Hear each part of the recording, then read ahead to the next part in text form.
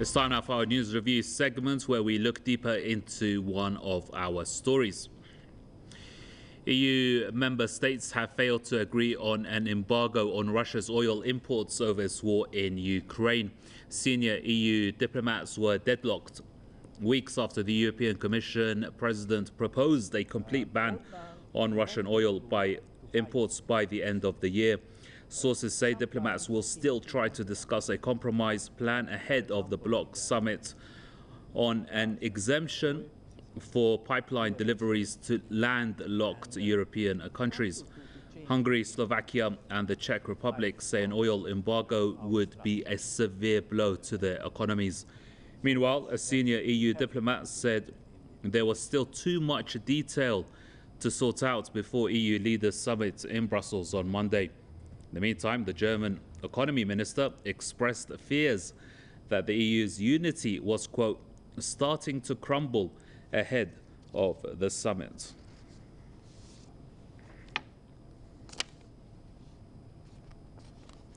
Joining us is Mike Harris, the editor at Veterans Today from Phoenix, and also Tony Gosling, historian and investigative journalist from Bristol in the UK. Gentlemen, welcome. Mike, if I start with you, so we have several EU nations saying a Russian oil ban will essentially crush their economies. Experts have come out and said the same for all EU countries. Is Europe punishing itself here? Well, what you're seeing here really is you have governments who are loyal to the globalist interest that want to see Russia destroyed, and you have other governments within the EU who are loyal to their populations and to the people who put them in office. So what you're seeing is a power struggle within the EU of the globalist interest versus the populist interest, and the governments who want to do the best for their own people, for their own populations. They want to preserve their economy. They want to make sure that people have heating oil in the wintertime, that they have fuel in the summertime, that they don't do without, that they don't damage their own livelihoods, that their own lifestyle doesn't suffer because of the globalists trying to take down and punish Russia. So that's really as simple as I can make it right there, as to what's really going on with this disagreement about the oil. It's really backfired and it has hurt the West. It's raising fuel prices, no grain exports, no fertilizer exports. All of these things have been disastrous to the Western economies. Even here in the U.S., we feel it. We're paying outrageously high prices for gasoline and diesel fuel and all these products, and food is starting to get scarce. And so you're finding out which governments are doing the job that they're put in office to do to protect their people, and which governments are truly aligned with the globalists and the elites who wish to destroy and have become toxic to their own populations. Right. Okay, Tony, welcome. Tony, you heard Mike's comments there. We don't know what's supposed to come out of this EU summit on Monday, but if an all-out ban is imposed on Russian energy, it's the consumer that's going to pay the price, isn't it? Not European governments. And does that factor play a role in the thought process of EU leaders? Well, no, I don't think that what the people want really plays very much part at all. What we've seen, though, of course, is the three main countries, Hungary, Slovakia and the Czech Republic, all saying that they're simply not going to go along with an embargo on Russian oil. That they're far too dependent on Russian oil. And also, if there was to be an escalation of the conflict in Ukraine, then that would be very close to their borders. They don't want to have a war, particularly one which is being instigated by, particularly by the United States, who was behind the 2014 coup in Kiev, which precipitated this war, which then led to the sanctions. But I think in Europe, we've really got to start thinking about separating NATO out from the European Union. Having them both in Brussels is a bad idea. Maybe one of them should go down to Sicily so that they're not in the same area. because the European Union's tactics in this, trying to impose this embargo on all these countries, creating this kind of illusion of a fantasy of a consensus, which never existed at all, with Ursula von der Leyen, who was never elected, the so-called president of Europe, imposing this as a top-down policy on the whole continent of the hundreds of millions of people in Europe is actually a farce. And it's not democratic. It is simply a way of controlling policy for all of these countries. And I'm very glad that the British are not actually part of this, although, of course, our policy in Britain on Ukraine is not good, that we're not part of this farce that's going on right now in the EU, because we cannot have a political union which is simply following the policies actually of NATO in Brussels, just down the road from the European Parliament. So I think also we've got to look at the background to all of this just very briefly. What's going on here is a direct result of Ukraine. It was a provocation by the West, I believe, and the Russians have the documents saying that the Ukrainian army planned to invade the breakaway Donbass region on the 8th of March. And so they preempted that by saying, no, you're not going to do it. These have been provocations by the West, and what we're seeing is an attempt, a rather shoddy attempt, which is really only made so that it works by the mass media here in the West, which is so much behind NATO and these other policies. So when it comes to getting a fuel embargo, I think it's a really good example of why actually the European Union is a kind of dictatorship, really. They're not these people are not putting together policies which are coming from the bottom up. It's all from the top down. And the person announcing the policy, Ursula von der Leyen, nobody ever elected her. She's been an appointee too. So right, okay. That's basically what's going on, I think. Right, Tony, just bear with me. Mike, just bear with us for a moment while we take a look at some social media reactions to this story.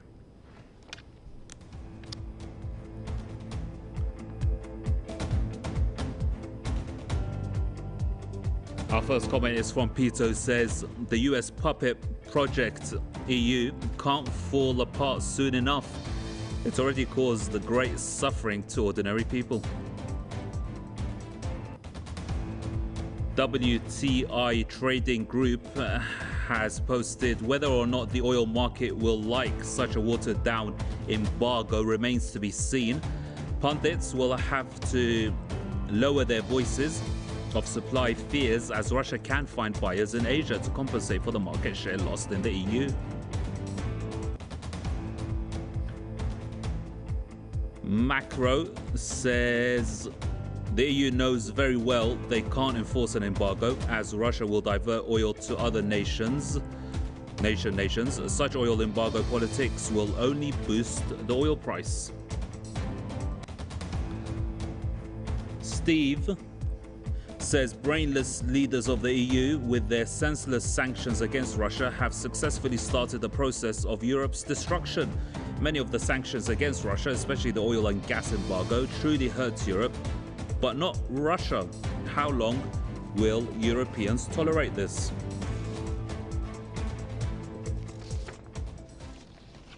Mike, if I can get back to you, you got this post here saying that the US puppet project, the EU, can't fall apart soon enough.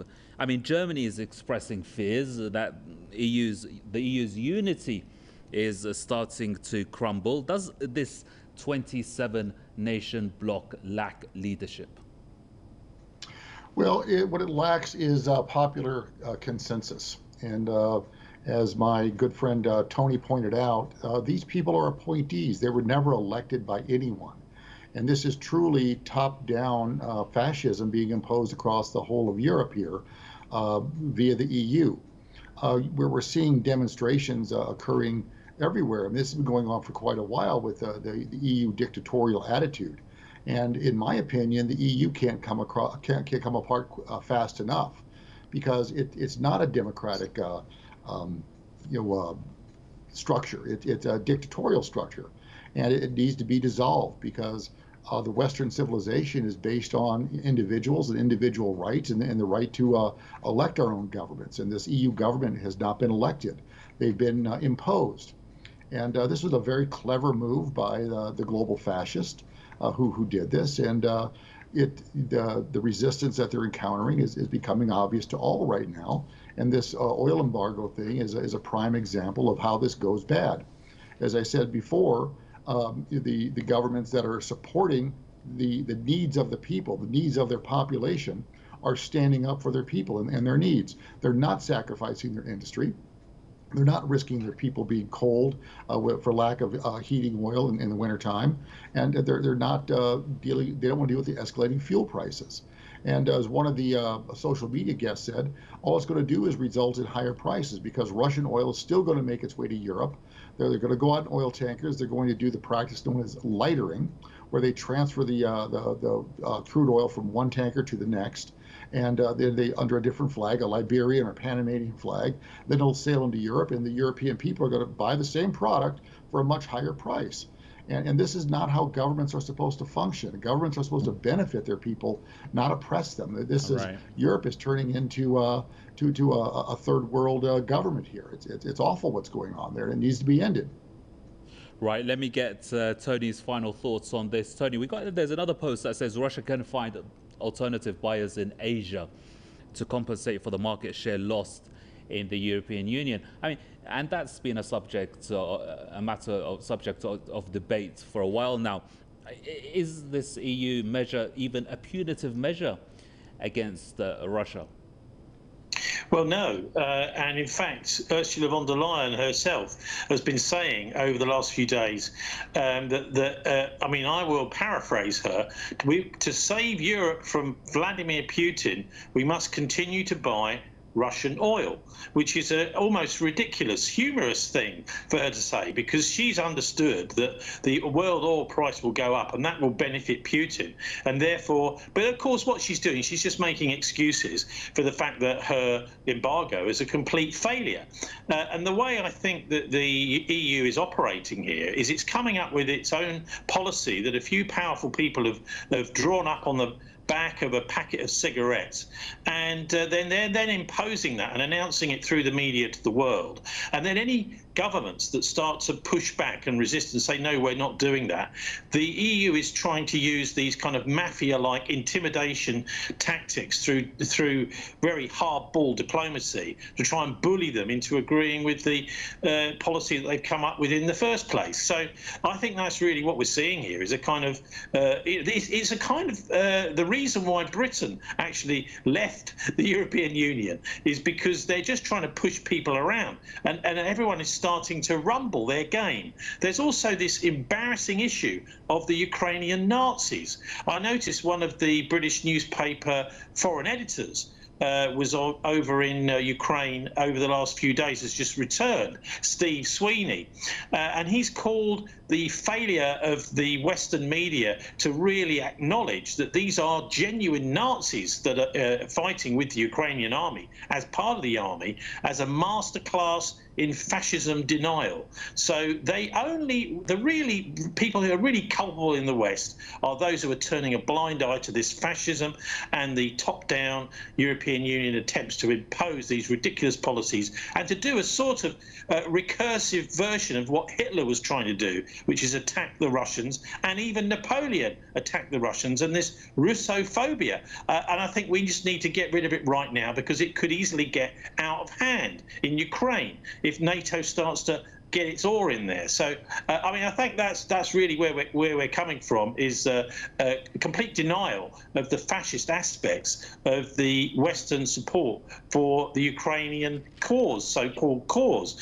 which has been to attack the breakaway republics for the last 8 years, killing 15,000 people in the southeast of Ukraine, a fact which is not acknowledged at all here in the Western press. Gentlemen, thank you very much indeed. Let me thank our guests for their contribution. Mike Harris is the editor at Veterans Today, joining us from Phoenix, and Tony Gosling is a historian and investigative journalist, joining us from the British city of Bristol. That brings an end to another edition of the News Review.